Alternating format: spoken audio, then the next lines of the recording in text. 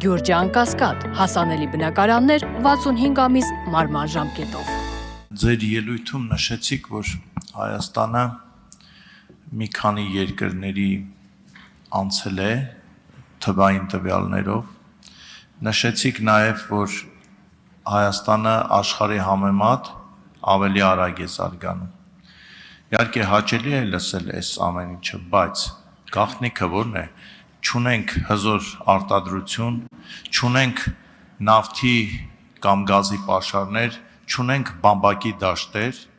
Ուզբեկստանի նման եւ այսպիսի փաստի առաջ են կանգնած, գաղտնիքը որտեղ է այս արագ զարգանալու աշխարհի համեմատ, եւ երկրորդ հարցը Իրանի դեմ իրականացվող խիստ դատապարտելի այս ագրեսիայի պայմաններում հաշվարկել եք կամ հաշվարկում եք հնարավոր ազդեցությունը Հայաստանի տնտեսության վրա։ Շնորհակալություն պարոն Նազարյան, մի բան էլ կա, որը չասեցի, եթե մենք դասավորենք բոլոր պետություններին ըստ ՀՆԱ-ի, ապա Հայաստանը այս ընթացքում ունեցել է 40 դիրքով, 40 կետով առաջ է անցել, իմ կարծիքով դրա պատճառը նա է, որ մենք ունենք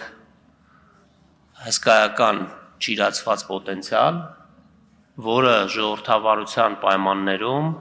հնարավոր է դառնում իրացնել, եւ դրա համար եմ ես ասում, որ եթե մենք ճիշտ որոշումներ կայացնենք, այդ պոտենցիալը ել ավելի կկարողանանք բացահայտել եւ Հայաստանը բերել լրիվ ուրիշ զարգացվածության մակարդակի, որովհետև մենք ունենք տաղանդավոր մարդիկ եւ այդ տաղանդավոր մարդկանց համար ուղղակի պետքա ստեղծել լավ պայմաններ գործելու համար եւ հարկային քաղաքականությունը դրա շատ կարեւոր բաղկացուցիչներից մեկն է, որի շուրջ պետք է աշխատենք։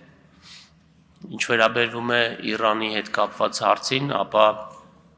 ֆինանսների նախարարությունում մենք դեռ սցենարներ չենք մշակել, որովհետև դեռ անորոշությունները շատ են, այդ սցենարների ենթադրությունները կարող են շատ շեղվել եւ հենց որ զգանք, որ դրա կոնկրետությունը, ազդեցությունների կոնկրետությունը իհարկե տեսանելի է, բնականաբար համապատասխան վերլուծությունները կներկայացնենք կառավարությանը։